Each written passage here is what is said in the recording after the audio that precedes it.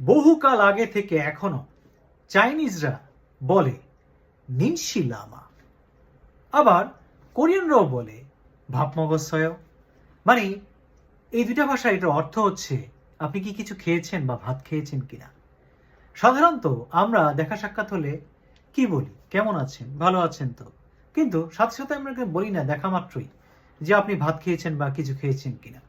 China এবং কোরিয়াতে এখনো এই অভ্যাসটা আছে যে দেখা মাত্রই জিজ্ঞেস করে ভাত খেয়েছো। এর পিছনে ব্যাকগ্রাউন্ড হচ্ছে গিয়ে অভাব। এই অঞ্চল মানে পূর্ব এশিয়ার এই দেশগুলোতে, এই অঞ্চলে এক সময় এবং দীর্ঘকাল ধরে বহুবার দুর্ভিক্ষে পতিত হয় এবং চরম দুর্ভিক্ষে পতিত হয়, যার কারণে এইসব অঞ্চলের মানুষ দেখা মাত্রই বলতো ভাত খেয়েছো বা আপনি কিছু খেয়েছেন।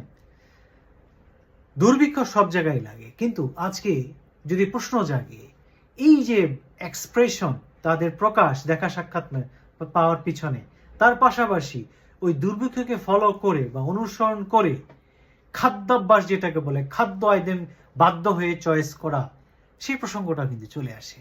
প্রশ্ন জাগে না এইসব বেল্টের মানুষের কেন আনইউজুয়াল ফুড খায়, মানে যেগুলো স্বাভাবিক খাবার নয়। সাধারণত অধিকাংশ বিশ্বের মানুষ যেটাকে খাবার স্বাভাবিক খাবার হিসেবে খায়, এখানে কিছু স্বাভাবিক খাবারের পাশাপাশি আনইউজুয়াল খেয়ে থাকে। এর পিছনে হচ্ছে কি এই দুর্ভিক্ষ।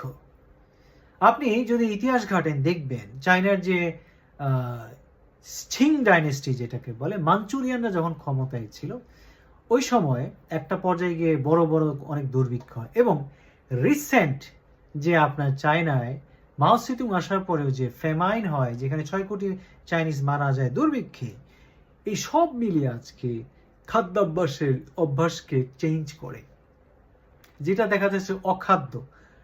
Rest of the people of the world, পৃথিবীর বাকি অংশের মানুষ এগুলো খায় না, এটা অখাদ্য, সেগুলো তারা খায় এবং সেগুলোকে আজকে তাদের টেবিলে স্বাভাবিক খাবার হিসেবে সমাজকে গৃহীত হয়েছে।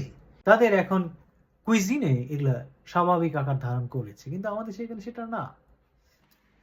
এরকম অনেক কিছুই অস্বাভাবিক খাবার আছে যেগুলা চাইনিজরা বা পূর্ব এশিয়ান দেশগুলো খায়।